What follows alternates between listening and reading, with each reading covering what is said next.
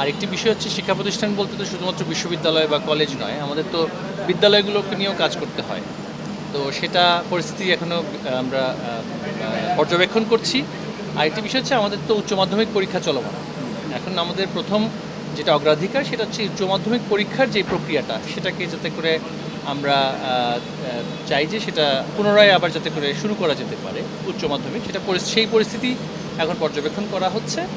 আর উচ্চশিক্ষা প্রতিষ্ঠান যেগুলো আছে সেগুলোর জন্য আলাদাভাবে ভাবতে হবে কোন প্রক্রিয়ায় কীভাবে শান্তিপূর্ণ সহাবস্থানের কথা বলা হচ্ছে, নিরাপত্তার কথা বলা হচ্ছে, সেগুলো তো আগে নিশ্চিত করতে হবে। এখন তাড়াহুড়ো করে খুলে দিয়ে আবারও অরাজকতা করাটা সেটা যেমনি করে আমরা চাচ্ছি না কেউই। আবার একটা বিষয় যেটা প্রথম থেকেই দেখা হচ্ছে যে ঘোষণা হচ্ছে একটা আর কাজ হচ্ছে আরেকটা।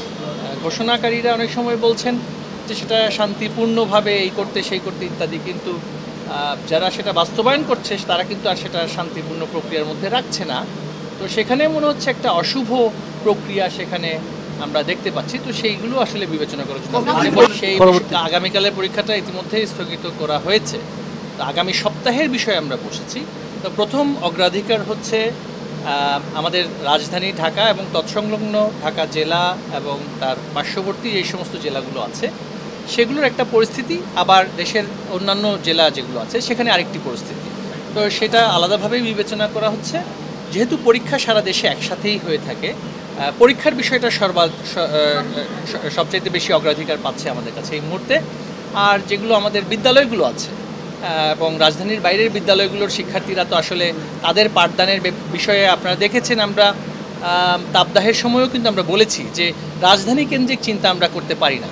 তো শিক্ষা প্রতিষ্ঠান বলতে কিন্তু শুধুমাত্র কলেজ বিশ্ববিদ্যালয় নয়, আমাদের প্রায় 2 কোটির উপরে শিক্ষার্থী আমাদের বিদ্যালয়গুলোতে পড়াশোনা করছে, প্রাথমিক বিদ্যালয় সহ।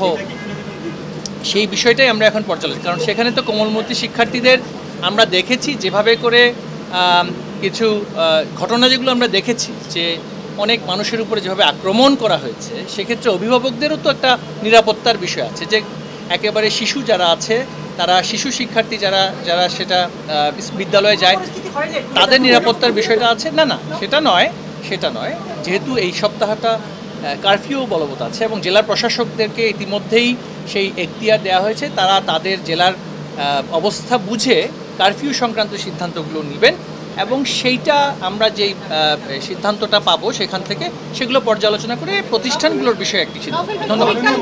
দেখুন, এই ধরনের আলটিমেটাম দিয়ে যাতে করে পরিস্থিতিকে অস্থিতিশীল করতে কেউ না পারে আমরা সেটা অনুরোধ করব।